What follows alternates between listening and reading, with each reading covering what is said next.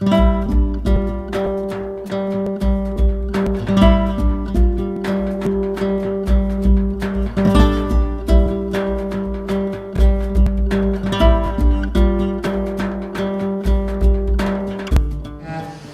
know, so many people feel that essentially they can't do anything. You're saying this is the great tragedy for his office, is actually we want you to do lots of things. We just want you to protect the asset while you're doing them. So I think there's a genuine gap and problem in perception there that I think we should all look at. But without further ado, what we're focusing on now is Home is Where the Health Is. I was quite pleased with that title.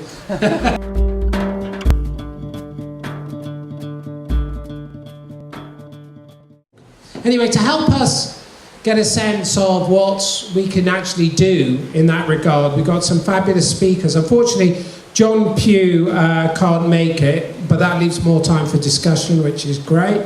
What we have is we have Sarah Castro, Programme Head for Community Budgets at Poplar HARCA. Now, you all know that community budgets have now become our place, exclamation mark, and I didn't forget the exclamation mark. And Poplar HARCA are one of the lead pilots for this project. And what that is an attempt genuinely and finally to broker and group services together so the state doesn't try to offload costs to another part of the state, and we actually pool budgets for holistic ends, which I think is deeply desirable. Anyway, after Sarah's spoken, we have Joe Hall, a GP from the NHS, and we're very grateful to you, Joe, for being here. Thank you. Who's going to talk about the practical experience of NHS cooperation with local stakeholders and communities. And as you know, local authorities now have responsibility for general well-being, whatever quite that means. So I think it'd be really interesting from Joe to talk about how organisations like yourselves can be involved in the sort of agenda that is trying to be created. Lastly, we have Alex Fox, the Chief Executive of Shared Lives, and he's going to speak on local, personal, asset-driven approaches to care. You may know Alex wrote a really great paper for us on putting community back into personalised services that's there on our website. So let me begin and ask for Sarah to tell us more about what Poplar HARCA are doing. Thank you. I was in two minds earlier about doing a PowerPoint presentation, but I don't know how anyone else felt, but I found that Twitter feed really distracting at one point, so I decided that the room needs brightening up and I am going to do this, so here we go. I'm going to talk to you today about community budgets, but I'm going to start off giving you a brief introduction to Poplar HARCA for those of you that don't know. So we were founded in 1998 and we started as a stock transfer from London Borough of Tower Hamlets Council of 3,000 homes. We're now up into 9,000 homes and we spread across 4 wards. And I have to say, 'cause I'm actually quite pleased, I haven't seen her for ages, but our chairperson, who was our chairperson for 7 years, and one of the founders of Poplar HARCA, is actually sat here today. So if anybody wants to talk to Christine Sell, MBE, anyone who wants to talk about resident involvement and resident-led housing providers, then Christine's the person to talk to. But we do a number of different things in Poplar HARCA. We provide services to over 40,000 people across our community centres, and the organisation is divided into 3 separate sections. So we have the core housing function with all its technical services. Then we have the development side, which is building homes, and we're building homes at the moment, and some community centres and some other things which we'll hear about a bit later. And then we have the communities and neighbourhoods section, which is a section that I work in, and that's investing in the people that live inside the properties that we manage. Now, in 2011, the government put out the challenge for community budget pilots, and we were a bit probably above ourselves, but we decided that we'd bid to be one of the pilots in community budgets around the country. 12 pilots were selected, we were one of them. And the moment we got the pilots, we got it in partnership with the GP network and a number of other organisations, which I'll show you a list of. When we finally got the budget, it was a bit of head scratching as to what do we do now. Most of the pilots, the community budget pilots, are actually run by local authorities, which is brilliant because as a local authority, you know where your budgets are, you know what you're spending your money on, and it's actually going to be quite simple, I assumed, for you to develop a community budget, which would in simple terms just mean top slice of your budgets and hand that money down to a community budget area. Now, we opted to apply to be a community budget pilot area, and we just covered 2 wards. And for those of you that know London, Blackwall Tunnel is a good landmark. So coming west of that, we just cover the 2 wards, which are Bromley by Bow and Mile End East, and we're doing it in partnership with the local school, the GP network, as I said earlier. A bit of information about the ward. The 2 wards that we're working on, we've got a population of around 30,000 people, and also the highest youth population in the area. One of the things that we actually find generally in Tower Hamlets is that we argue with Newham. Newham and I have the competition to say who has the largest growing youth population. Newham say they do, we say we have. And the largest growing youth population anywhere in Europe, that's technically what we have in the area. And the other thing we had to do is one of the things that DCLG asked us to do first and foremost was to work out how much public money is coming into those 2 wards. And I'm going to show you this graphic because it just illustrates basically what was going on. You will not believe how difficult it was to find out how much public money was being spent in those 2 wards. Now obviously we're a housing association. We went to the local authority and knocked on the door and said, right, can we know how much we're spending in these 2 wards? And the first question is, who wants to know? The second question is, why do you want to know? And we've actually come to the conclusion that actually they don't know. Now, that's not a reflection negatively on Tower Hamlets Council, because working alongside all the other 12 pilots across the country, I've come to the conclusion that actually not many councils do know where their money's going and how it's being spent. And I think that's been one of the major learning things for the DCLG in this whole process. Just so you know that we actually got this information from the UN. And this information, what it is the classifications of the functions of government. And that's how we were able to pin down what sort of public money is being spent in those 2 wards. Now, it averages out at about £11,000 per person within the ward, but we know that not everybody is sort of in receipt. There's no government official counting the readies, but nobody's in receipt of all of that £11,000. Some people would be taking 3 times as much out of the pot, where some people won't be taking any money out of it at all. Now, the other thing we had to do, once we'd worked out this figure as to what was being spent, we then needed to go to the community, and I think that was one of the strengths of our particular pilot, is that we're very much community driven, and we did a big, massive piece of consultation with the community to look at, okay, we're going to try and explore a community budget, where do you want us to look? And so one of the things we did is we actually employed a private company to come in and do this consultation for us. And I do know, even though I work for the Communities and Neighbourhoods section, essentially Poplar HARCA is a housing association. The last thing I want to do is go out and knock on someone's door and say, where do you think public money should be spent? And I'm answered, when are you going to fix my heating?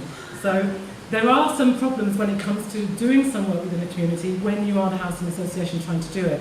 So we brought in a company called Kaizen. They came in and did the consultation. And we even managed to get on a local Community Matters television programme. Joe and I were on that programme, and it was predominantly aimed at the Bangladeshi community, but it was a phone-in programme called Community Matters. And I have to say, I was astounded at the amount of people who actually rang into that programme. So at one point, their phone lines were jammed with people who wanted to talk about public services. And you're always hearing about communities don't want to be involved, communities don't have a real interest. Well, I can assure you that they do. Also, one of the things that came out of our consultation was a question that we had at the end of the survey, which was, would you be interested in volunteering? And if so, how? We now have a database of 700 people who are interested in being involved in one shape or another. 300 of those people want to be directly involved in community budgets and looking at how community budgets are spent locally. Now, I was chatting with Joe over lunch, and we were saying that we've only got a short time to do this presentation, and I could have done a whole presentation just on the spend mapping another one just on the consultation.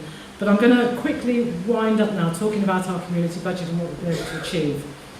When we talk about community budgets, everyone thinks of this budget of money. It's sat in a bank account with a committee of people overseeing it and a community deciding on how it's spent. Well, I think that's a holy grail that we're working towards.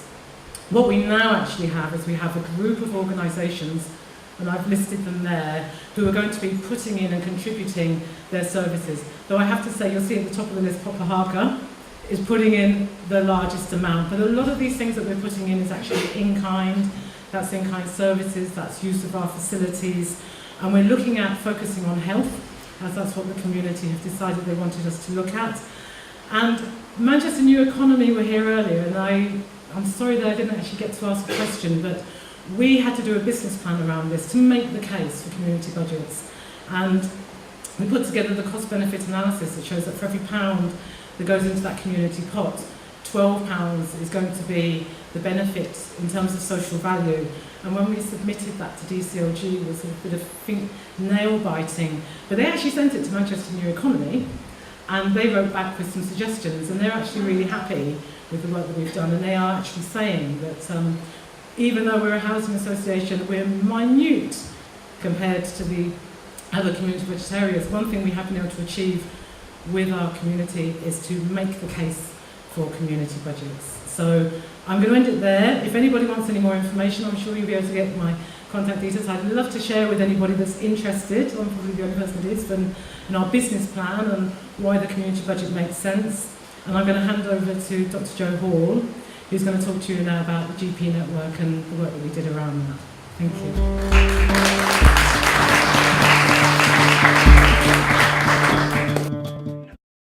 I'm Dr. Joe Hall, I'm a GP. I'm a local GP in Tower Hamlets and have been for the last 8 or 9 years. I'm also the chair of the local GP network and governor of St Paul's Way Trust School, which is part of the development in Poplar, which is where much of Poplar HARCA has many of its homes. I'm also a local resident and have a young family living in the area. I'm not sure that's relevant or not, but we're also service users of the local in the local health economy. So I'm just going to mention in this presentation a little bit about the community context, so we know what we're talking about, and we alluded to earlier around how complex the health needs are of this population. I'm also going to talk a little bit about the GP network, so you have a nice idea about who we are and what we do, and then you'll hopefully have an idea about how we've worked very closely with Poplar HARCA and other community organisations to try and develop healthcare, always aiming to try and improve healthcare and long-term outcomes. And then a little bit about where we think we're going with all this. So the area where we work and live is quite a tough area. It has life expectancy 2 or 3 years, maybe probably about 5 years less than here. Also has a number of health problems, and even Tower Hamlets as a whole has a number of health problems itself. The local area where we're talking about has problems with diabetes, coronary heart disease, hypertension, stroke and chronic kidney disease. More challenging problems around this, even compared to the rest of Tower Hamlets. Quite key for when we talk about budgets, we also have a very high hospital attendance rate, particularly with complex problems, which then have got to a state where it's actually going to cost quite a lot to try and sort out in secondary care. So our real drive is trying to develop primary care so we can actually prevent complications arising later on in people's lives. As I said, we are a reasonable sized area now in town, with about 30,000 patients that the GP network covers. And as I mentioned before, it's a high area of deprivation with high levels of social housing and people requiring living with benefits. Now this is a little bit of an old slide, but some of the percentages are still quite relevant. And the reason for showing this slide really is our approach to healthcare is to try and deal with these wider terms of health So I think if we deal with these wider terms of health as a community and as a health provider, we can then go a long way to try and tackle the long-term health problems. An example I often give is maybe a young Bangladeshi mother who comes to register with us, who doesn't speak English and may develop diabetes during her pregnancy. If we can try and help with her housing, try and help with her English language needs, try and help with her education, and then try and help with her benefits, we go a long way to trying to manage her diabetes better and support her with her young child. So that's our aim, that's our philosophy behind the way we manage our GP practice. Just going to talk a little bit about the GP network.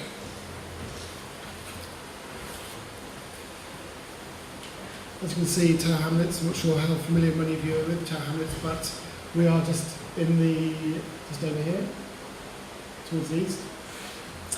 And we have a structure now. We formed a community interest company relatively recently when we took over a failing practice which was right in the middle of our network at St Paul's Way.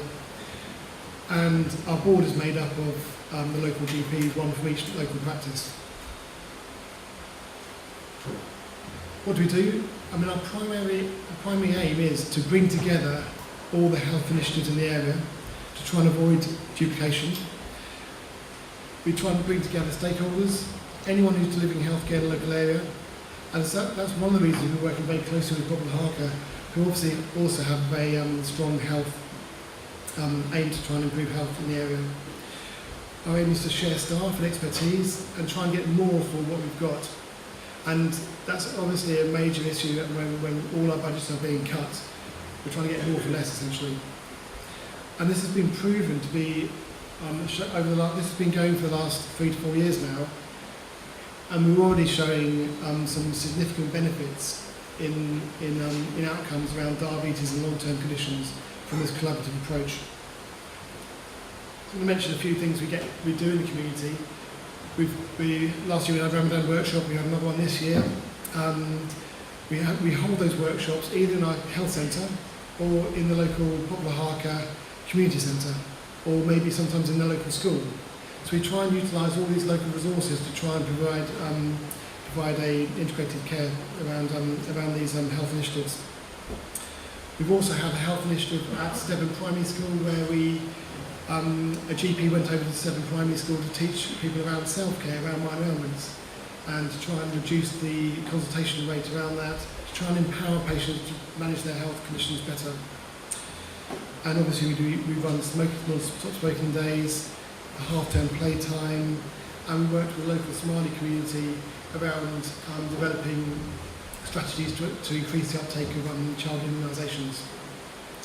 And also a cancer screening workshop with the Bengali population. We don't just advertise these as necessarily as immunisation events. We try and encourage people to come along for fun. So our immunisation event was trying to attract children to come down with face painting, and our immunisation rate about 5 or 6 years ago in this population for things like measles, mumps and rubella was around 80 to 85%.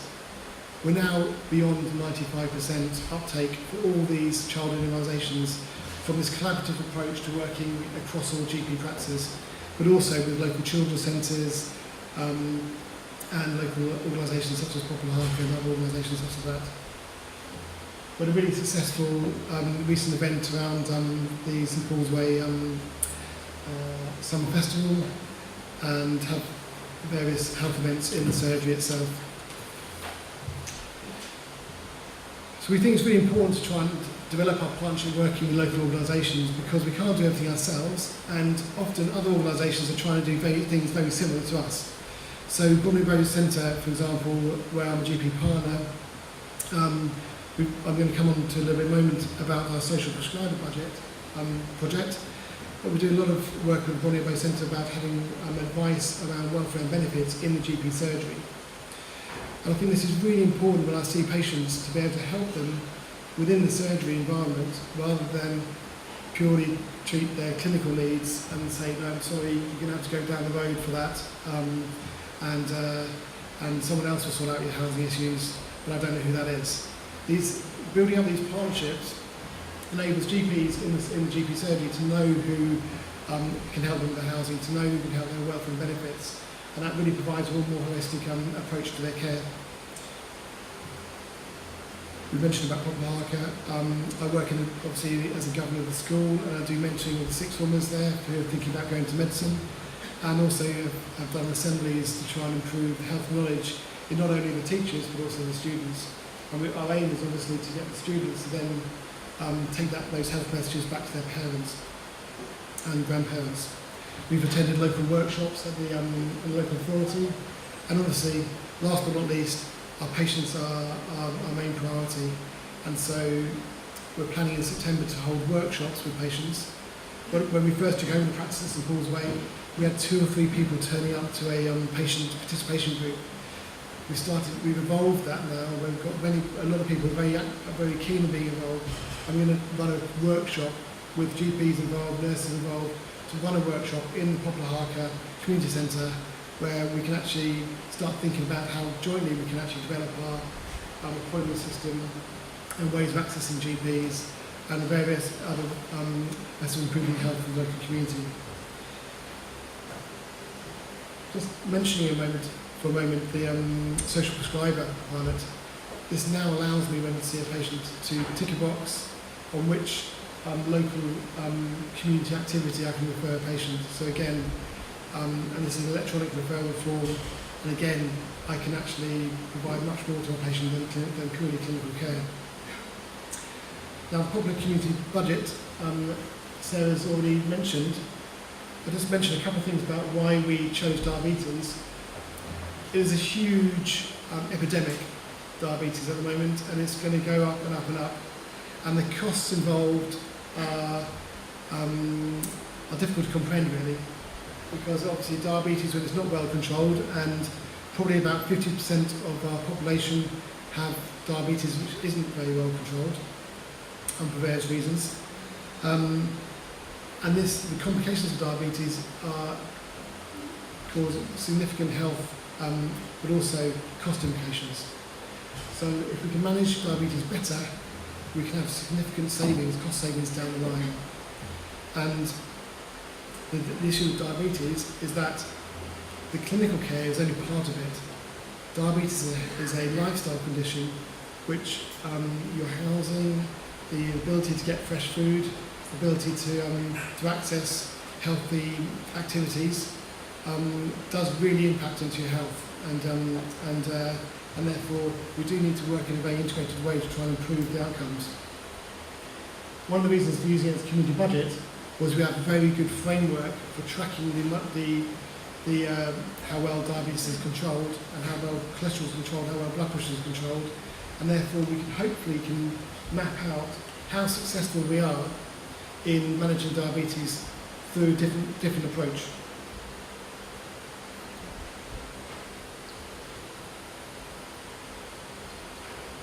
So the future, I think we've talked about community budgets, and it's actually really difficult to get different organisations to take a risk or put their hands in their pockets and pool a budget for an unspecified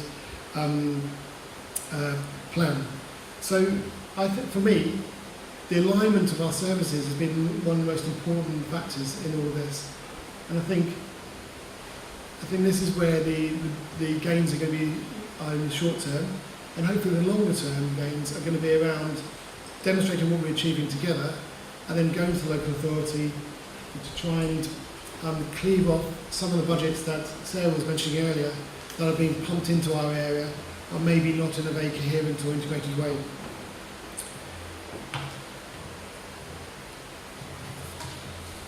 So our aim is going to be to continue to work with the community, also to develop self-care, which I think is really, really important to create a sustainable community that people can feel ownership about their health, and they can actually make the right decisions for themselves and use the GP service in the most appropriate way. And then developing volunteering and work experience and apprenticeships in all our community organisations will be really key, and I think it will be really important as health, just as it is in the housing sector and the education sector. And the future, hopefully, is this building, which is just built across the way to where we are now. And this is all ready to go. And our ambitions as a health network, working with our community partners, is to try and take this as far as we can. But we do need sometimes some support from central government just to kickstart things. This building, unfortunately, has been laid empty for the last 6 months, and the whole move has been suspended in the whole new white paper. So, since the dissolution of the PCTs. So we're trying to work with Poplar HARCA to try and get this kick-started again, because it's a real shame not to try and get into this building. The first floor will be a GP surgery, the ground floor is a pharmacy, the back of the ground floor is actually going to be a genetics lab for the school, and we're going to try and deliver a campus approach to living community services together with housing association, school and health centre and pharmacy together. And I think hopefully if we can achieve that, then hopefully the future for the long-term conditions in the area will be very positive.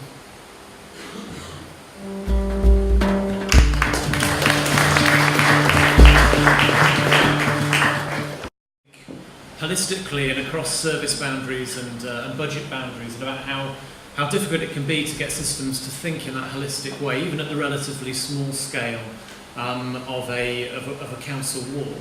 I'm going to talk to you about approaches which in some ways are even more ambitious in their aim to think holistically, but which do that by thinking at an even smaller scale.